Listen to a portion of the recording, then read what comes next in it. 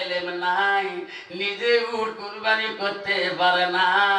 ওই রকম আলেমদের কাছে কুরবানি করে নিলে হাদিয়া দিরহাম দিতে হবে, না হলে ওই হাজিদের উট কুরবানি আনলে উট আনলে হজ কবুল হবে না। উট কুরবানি দিলেন, দুম্বা কুরবানি দিতেছেন, গায়ে মাথায় রক্তের দাগ সরতেছে, এমন সময় মার কথা মনে পড়ে গেল। আরে আজ কয়দিন হয়ে গেল আমার মাকে আমি বলে গেছি, মা আমি সময় মতে বাড়িতে পৌঁছে যাব, কিন্তু আজ কয়দিন মদিনায় হয়ে গেল, আমার মা কেমন আছে রে, আর কুরবানি করব না, আমি বাড়ি মুখে যাই, যা পেয়েছি তোফা হাদিয়া সব পয়সা আমি তাই নিয়ে দে মা হাতে বুঝিয়ে দেব। বাড়ি থেকে রওনা হয়ে গেলেন, সারাদিন চলে যায়, গেটে গেটে বেলা ডুবিয়ে গেল, এমন সময় ঈশার নামাজের ওয়াক্ত হয়ে গেল, এখনো বহু কিলোমিটার আছে বাড়িতে, ঈশার আযান ওই আব্দুল সামাদ বহু দূর থেকে কানে পড়তেছে, আল্লাহু আকবার আল্লাহু আকবার আল্লাহু আকবার আল্লাহু আকবার।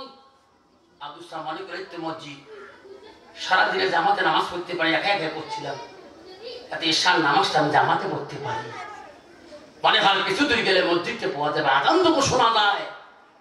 আব্দুল সামাদ একটু দ্রুত বেগে রওনা হলেন, একটু বেশি করে আবার ধরলেন, যাতে জামাতে আমি নামাজটা পড়তে পারি। আজান যখন কানে পড়ে গেল, সারাদিনে আমার কানে জামাতে নামাজ আদায় করতে পারিনি। গেতে গেতে যখন মসজিদের কাছে গেলেন, মসজিদের দরজায় পৌঁছিলেন, ইমাম সাহেব সালাম ফিরে গেলেন, সর্বনাশ আসতে আমার লেট হয়ে গেল, আজান বহুদিন হচ্ছে, আমি এত দূরে আসলাম, জামাত আর পাইলাম না। আল্লাহ রাসূল হাদিস বলেছিলেন, কোন মানুষ নামাজের নিয়ে যদি জামাত করে যায়, যদি জামাত না পায় জামাতের সওয়াব পাবে, যেরকম সুবহানাল্লাহ। রাসূল বলেছেন মা বলবি নিয়াত গোপাল, প্রথম নম্বর হাদিস, ও নিয়ত হলো আল্লাহ আমি জামাতে নামাজ পড়বো, যদিও না পায় তা জামাতের সওয়াব পাবে, যেরকম সুবহানাল্লাহ। আব্দুল সামাদ যখন দেখলেন জামাত হলো না, উযুখানায় গেলেন, সব এলাকার মানুষ নামাজ পড়ি পড়ি বাড়ির দিকে যায়, মানুষ ভাবে এটা কোনবা বাড়ির মুসাফির, কোনবা আত্মীয় আছে, উনি নামাজ পড়ি চলে যাবে, সবাই চলে গেলে মসজিদ থেকে আব্দুল সামাদ একাই, অপরিচিত মানুষ মসজিদে উযু করতেছে একাই, খালি হাত ধুয়েছেন, এমন সময় একটা চিৎকার পাঠিয়েছেন মসজিদের পিছনে, বলছে কে আছেন গো, আমাকে বাঁচান বাবা, আমাকে বাড়ি শেষ করে দিল বাবা, আমাকে বাঁচান। আব্দুল সামাদ বলল কে গো, সব মুক্তা কিন্তু চলে গেছে, মসজিদের পিছনে ওযু বাদ দিলেন, ওযু না করি মসজিদের পিছনে চলে গেলেন, যে দেখে রে একটা ঘোড়াওয়ালা মানুষ, হাতে একটা ছুরি, আর একটা নিঃসহায় মানুষ, ওই লোকটা কাল্লার মধ্যে ছুরি বাঁধি দিয়েছে জবাই করার জন্য।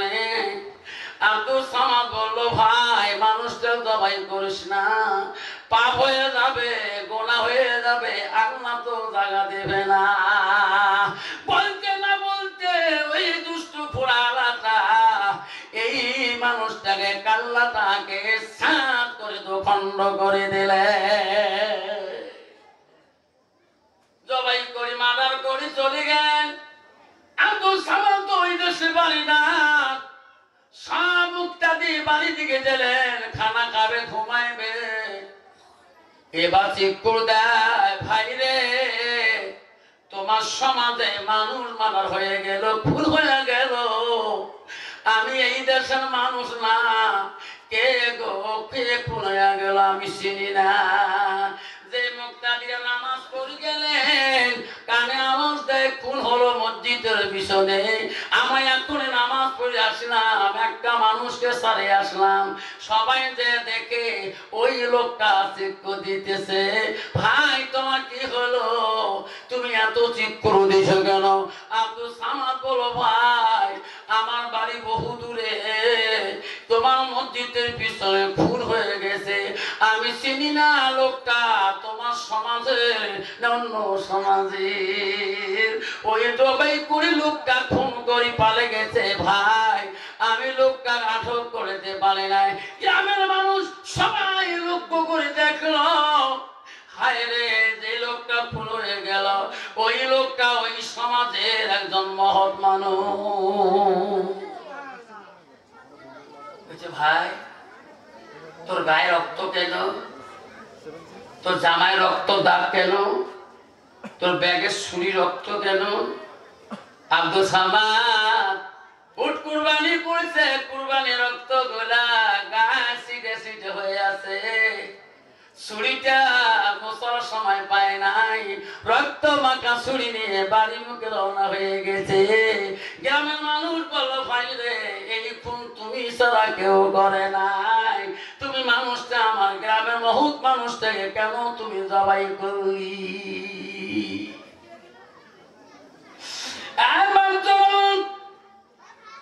সবাই বলো কাউকে ছাড়ি দেন নাই, নাকে ছাড়ি দেন না, এটাই না চালাকি।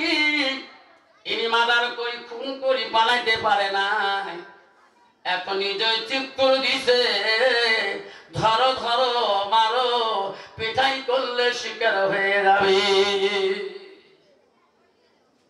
আব্দুল সামাদকে হাতে রশি লাগাইলেন, পায়ের মধ্যে রশি লাগাইয়া মারা শুরু করে দিলেন।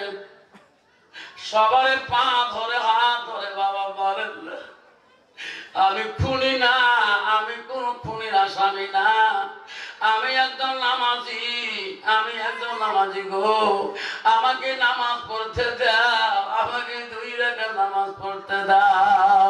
গ্রামের মানুষ বলে তো নামাজ পড়া চলবে না, তুমি একজন মানুষ খুনি, নামাজের সঙ্গ নিয়ে তুমি মসজিদে এসো।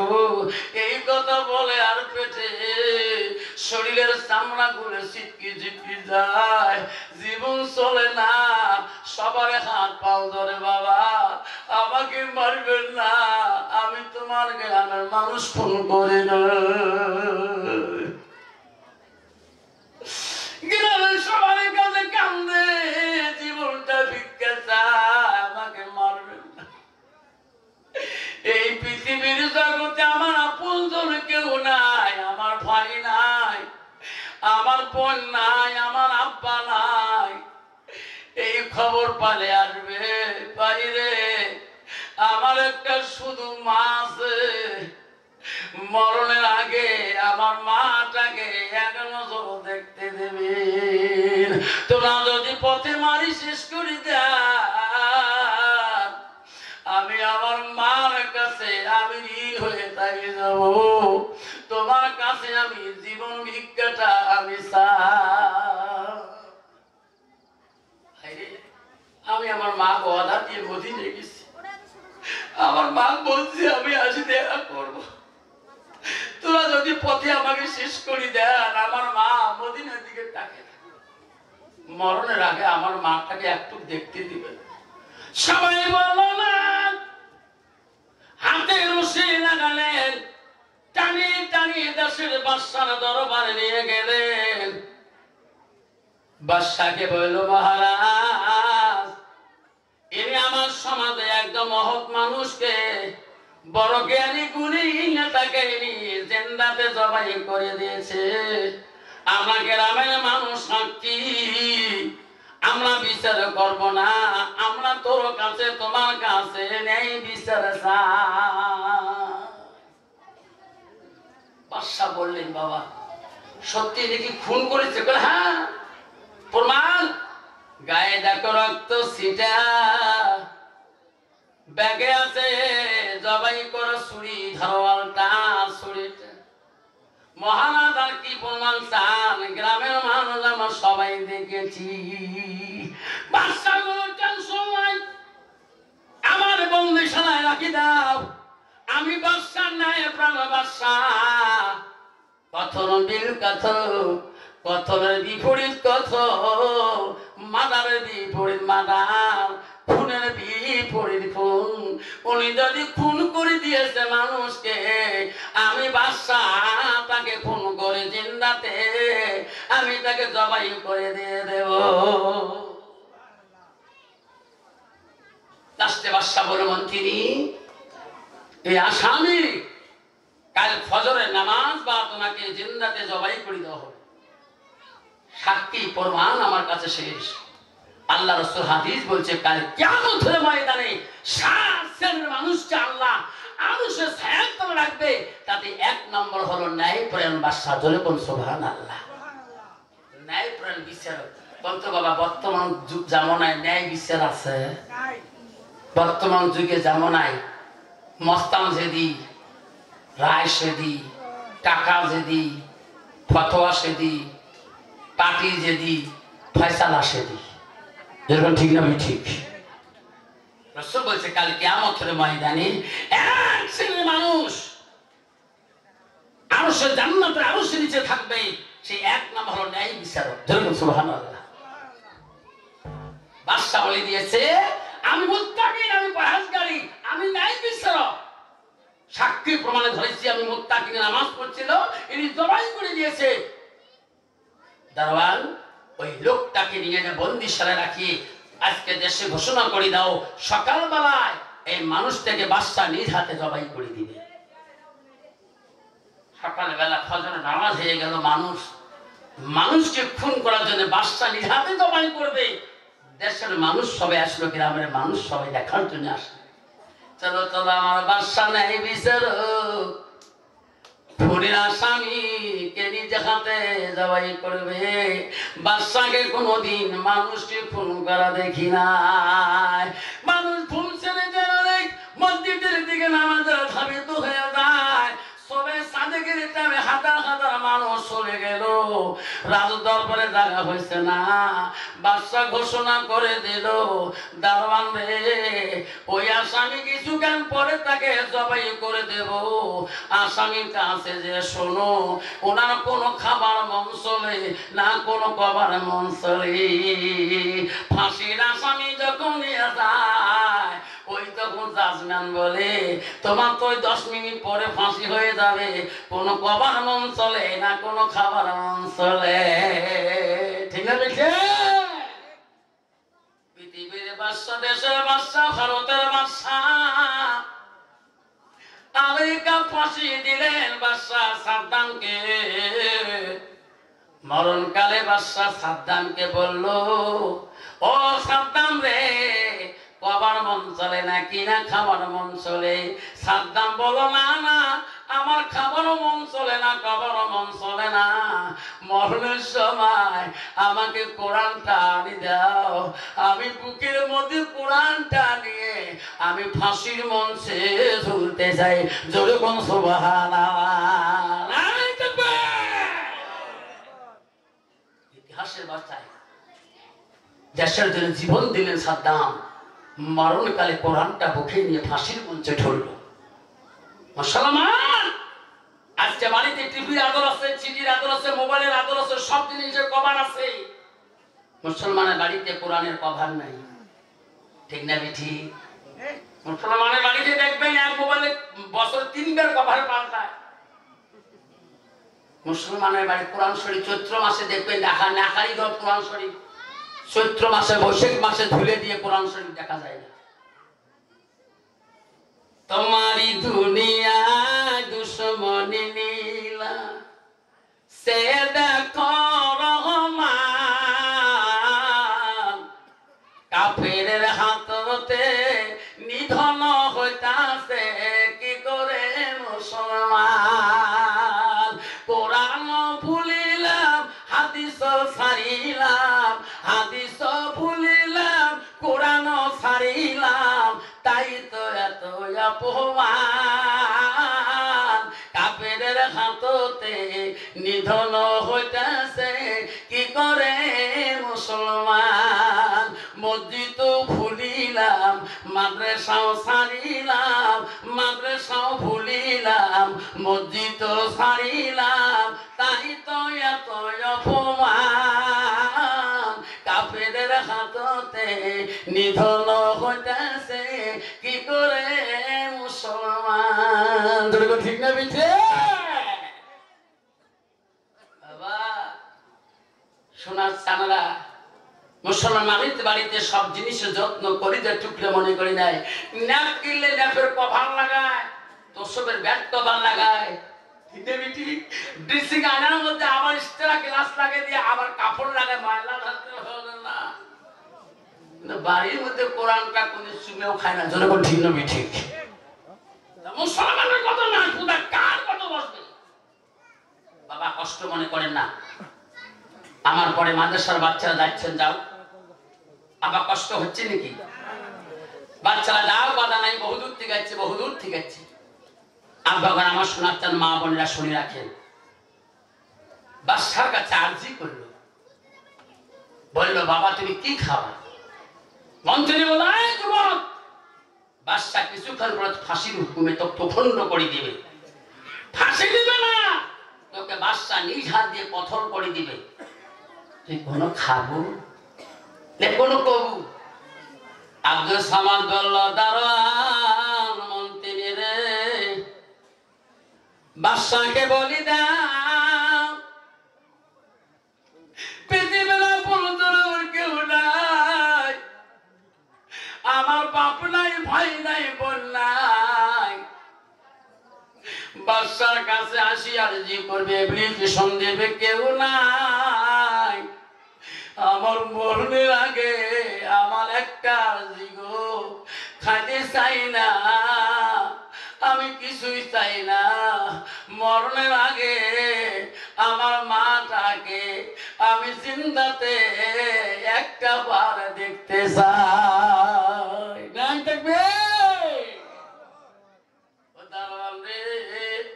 বাদশার কাছে বলবা তোমার খুনির আসামি খাইতে চাই না, কিছুই বলতে চায় না। মরণের আগে এটা হতভাগা একটা মা জননী আছে, ওই মাটার সাথে একটা কথা বলতে চাই। বাদশা বলো, মন্ত্রী রে, কত স্বামী মরণের আগে খাইতে চায়, ইনি তুই কিছুই চাইল না, মাটাকে দেখতে চায়। এনার মার ওয়াদা যদি পূরণ না করি, এনার মার অভিশাপ আমার কাছে লাগিয়ে যাবে। যারে মন্ত্রী যাও, টাইম বাড়ে দেওয়া হইলো, এনাকে হাতে রশি লাগাও, টানি টানি নিয়ে ওনার মার সাথে একবার দেখা করে নিয়ে আসো। হাতে রশি লাগাইলেন, তখন রশি লাগাইলেন, বাদশার সেনাপতি বাহিনীরা টানি টানি নিয়ে যায়। সারা রাতি গেল, সবে সাথে গেলে টানে সেনাপতিরা, সেনাবাহিনী বলে, রে যুবক, কোনটা তোমার বাড়ি? কোন বাড়িতে নিয়ে যাও? তোমার মা কোন জায়গায় আছে? যুবক আব্দুল সামাদ বললো, ভাই ওই যে সামনের বাড়িতে হয়, ওই বাড়িতে আমার কেউ নাই, আমার শুধু হতভাগা মাটা আছে। ঘরে দরজায় দেয়াটা খায়, মা তাহাজ্জুদ নামাজ পড়ে দোয়ায় বসছিলেন, মা মা করে ডাকে, মাগো কেমন দোয়া করছো মা? বিনা মাটারে খুনির আসামি হয়ে গেছি, মাগো দরজা করে দাও। মা দোয়া শেষ করি বলে, রে কে রে আমাকে মা বলে রে? আমার একটা ছেলে আব্দুল সামাদ মদিনায় চলে গেছে, এত রাইতে কি আমার বেটা আসতে পারে? আমার সন্তানের সুর নিয়ে কে আমাকে মা বলে? মার মতন জরুরি পৃথিবী কেউ নাই গো। মামা করি যখন বারবার ডাকে গো, মা ঘরের ভিতরে থাকতে পারলো না, ঘরে দরজা খুলি দিয়ে দেখে তারে ব্যথা ওই আলেম আব্দুস সামাদ মাথা দিয়ে রক্ত জমিনে পড়তেছে, ডাল ফেটে গেছে, শরীর ফেটে দিছে, ট্যাঙ্গুলো ফাটে ফাটে দিছে, রক্তগুলো জমিনে টপ টপ করে পড়তেছে। মা তার চেহারা থেকে হাসি কুটিয়ে বলো, মানি তোর দুরবস্থা কেন বাবা? তুমি এত বড় আলেম কার অপরাধ করলি? তোর মাথা ফাটা কেন? তোর ও বাবা তোর পা ফাটা কেন? শরীর দিয়ে কেন রক্ত পড়তেছে তোমার? তুমি মদিনা যাওয়ার কথা বললি, তুমি কালিম মানুষ হয়ে আজকে কি অন্যায় করলি বলো? মার কাছে সব বিনয় ভাবে খুলি বলো, মাগো আমি অপরাধী, বাদশার দরবারে আল্লাহ দরবারে অপরাধী না। মা আমি তোমার কাছে ঋণে আছি মা, তোমার মুখে দুধ খেয়েছি মা, তুমি ক্ষমা করবা মা। মা তুমি যদি ক্ষমা না করো মা, পৃথিবীটা কেউ ক্ষমা করবে না মা। আমি চলে যাই মা, বাদশার কাছে ওয়াদা দিছি শুধু তোর চেহারাটা দেখি আমি যাব বাদশার দরবারে। মা আমার জন্য মৃত্যু রেডি হয়ে আছে মা, আমি যাওয়ার সাথে মা বাদশা আমার কাল্লাটা দুখণ্ড জমিনে করে দিবে মা। তোর পা দুটি ধরে বলি মা, যুবক রে আজকে তুমি মাকে ধাক্কে বাড়ি থেকে বের করে দাও। মার গায়ে তুমি লাঠি তোলো, বাবার গায়ে তুমি লাঠি তোলো। জান্নাত তো দূরের কথা, জান্নাতের হাওয়া পর্যন্ত পাবে না। বড় অলির কাছে যদিও মুড়ি হয়ে যাও, আল্লাহ বলেন আমার ইবাদতের পরে ওয়াবিল ওয়ালিদাইনি ইহসানান, তুমি তোর মা বাবার সঙ্গে সদ আচরণ ব্যবহার করো। বাবারা 99% যুবক আছে এখনো বাবার গায়ে হাত তোলে, আছে না গো? বাপকে ধাক্কে বাড়ি থেকে বাড়ি করে দিয়ে বিবির কথা শুনে। মা বলে রাখো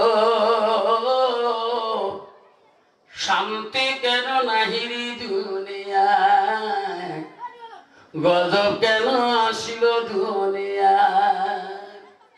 আশা মতে গজবে আসো, হাজার হাজার মানুষ কান্দ বিদিনের জ্বালা। মা বলে রাখো শান্তি কেন নাই দুনিয়ায়, গজব কেন আসলো দুনিয়ায়। কাশ্মীরে গজব হলো, আন্দামানে গজব হলো, আসাম কোকরাঝাড়ে গজব হলো, হাজার হাজার মুমিন কান্দ বিদিনের জ্বালা। মা বলে রাখো শান্তি কেন নাই দুনিয়ায়, গজব কেন আসলো দুনিয়ায়। মদের বাজারে গরম হলো, মদের বাজারে গরম হলো, যুগের কোটে মানুষ যায়। বাপের ভিটা ধুয়ে দিয়ে ঘর জামাইয়ে বেটা হয়। মা বলে রাখো শান্তি কেন নাই দুনিয়ায়। মেয়েরা বলে গজব, মেয়েরা বলে স্বাধীন হবে, মেয়েরা বলে স্বাধীন হবে, আর পুরুষের দরকার নাই। পুরুষ নিয়ে কি করিব, পুরুষ নিয়ে কি করিব, নিজের কামাই নিজে খা। প্রথমে মানুষ গল্প রাস্তা দিয়ে বুঝান, জীবনে ব্যাংকের অ্যাকাউন্ট বই তার নাই, আল্লাহ দিলে মাসে মাসে লক্ষ্মীর ভান্ডার ঢোকে। আসামের মেয়েরা কয় বুঝার কপাল ভালকে, এমন পাগলা জামাই পাইছ জীবনে অ্যাকাউন্ট করে জানে। আসাম সরকার এখন অরুণে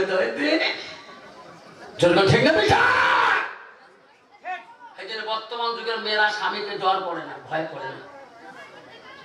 মেয়েরা বলে স্বাধীন হবে, মেয়েরা বলে স্বাধীন হবে আর পুরুষের দরকার নাই, পুরুষ নিয়ে কি করিব, নিজের কামাই নিজে খাই। নিজের বাপকে বাপ বলে না, নিজের বাপকে বাপ বলে না, শ্বশুরকে যে আব্বা কয়। মার কপালে ভাত জোটে না, শাশুড়ি খেয়ে আম্মা কয় আম্মু। কত সেনা আছে নিজের মা মাও কয় না, শাশুড়ি যে আম্মা কয়। বেচারা বাড়ি হলে ঠিক, শ্বশুর বাড়ি হলে ফাটা মুখু, ঠিক না ঠিক? বউ কইছে দেখেন আমাদের গ্রামে শ্বশুর বাবা কোয়া যায় না, আব্বা বলতে হবে। আপনি প্রথমবার আমার বাবা বাবা করছে, বাবা লজ্জা পাইছে, দিদি ঠিক আছে এইবার ঈদুল ফিতর নামাজ পড়ি 10 কেজি মিষ্টি নিয়ে যা, তোর বাবা আব্বা কোন, তোর মা আম্মা কোন। ছেলে দেয়া গাড়ি পাইছে পালসার 150, গাড়ি তুলে নিয়ে একে শ্বশুরি বউ জানে, শ্বশুর জানে, শ্বশুরি জানে জামাই আসবি না, দেখে দূর থেকে দেখি জামাই বেটি বাইক, শ্বশুরি খুশি হবে না? খুশি হবে না? যেই দেখি শ্বশুর আব্বা সালাম আলাইকুম, তোমারও গজব হোক মোরও গজব হোক। এই দেখুন ডিজিটাল সালাম আসলা নাই, মুসলমান সালাম দেয় শ্বশুর সালাম আলাইকুম, তোরও গজব হোক মোরও গজব হোক। নিজের বাপকে বাপ বলে না, নিজের বাপকে বাপ বলে না, শ্বশুরকে যে আব্বা কয়। মার কপালে ভাত জোটে না, শাশুড়ি খেয়ে আম্মা কয়। মা বোনেরা গো, ভাই বন্ধু গো, শান্তি কেন নাই রে দুনিয়ায়, গজব কেন আসিল দুনিয়ায়। বাবা বর্তমান সমাজে শান্তি আছে, যেরকম আছে বাপ বেটা শান্তি আছে, ভাইয়া ভাইয়া স্বামী শান্তি আছে, স্বামী স্ত্রী শান্তি আছে। বর্তমান যুগে স্বামী স্ত্রীর দাওয়াত ক্লিয়ার বুঝলাম। কালকে আফসার মামা একটা স্বামী স্ত্রী বলে দাও দিল, কথা ঠিকই তো, 3 মাস আও না করো, কি কাম করো না, তুমি আও করো না। মোর দুলে ভাই আমার বুঝন কি দেখা, তুই এলাম এক পুরুষ করম নাই, 3 ছোড়া মা হল। দেখছেন নারী বাবা কত ভীষণ, দেখছেন এখনো বলে বাবজান আমার আমার সোনার চামড়া আব্দুল সামাদ মার কাছে অনুরোধ করলো, মা মা গো, ও মা আমি চলি যাই, বাবাকে দয়া করে মাফ করে দে। মায়ের পায়ে পড়ে কাঁদে মা,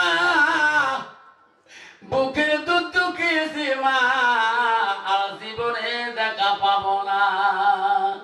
বাসাই করে দিছে মা, আমি জন্মের মতে এই দুনিয়া সারে চলে যাব। বাসা আমাকে নিজ হাতে তরবাল দিয়ে 10-এর সামনে জবাই করে দেবে। মা তুমি দোয়া করবা, মা তুমি ছাড়া আমার আপনজন কেউ নাই। মা বলো বেচারে যা, অন্যায় যদি করেছো অন্যায় শাস্তি পাবা, আর যদি অন্যায় অপরাধ করো নাই, দেশের বাদশা কেন, জমিদার কেন, ম্যাজিস্ট্রেট কেন, আমি মা দোয়া করবো রে, কেউ তো জবাই করতে পারবে না। মার দোয়া শুরু হয়ে গেল। ছেলে চলে গেল আব্দুল সামাদ, জীবন দেওয়ার জন্য বাদশার দরবারে কান্নাটা দখন্ড করে দিবে। আসামি নিয়ে দেয় দরবার, সেনাবাহিনী বলো ফোনের আসামি ওসিয়ত পূরণ করেছি, ওনার মাপ দেখা হয়েছে, হয় নাকি? হ্যাঁ। বাদশা বলল জনগণকে বলে দেবে আমি খুন করে দেব। ইনি মুসলমানকে খুন করে, মুমিনকে খুন করে, মুত্তাকিনকে খুন করে, সে আসামি দুনিয়ার মুখে আমি রাখবো না। বাদশা রেডি হয়ে গেলেন, তরবারটা হাতে নিয়ে নিলেন। হাজারো মানুষ দেখতেছে, হাত বাঁধলো পা বাঁধলো, সবাই বলে রে রে যুবক কি করলি তুমি? আজকে জন্মের মধ্যে তুমি দুনিয়া থেকে চলে গেলা।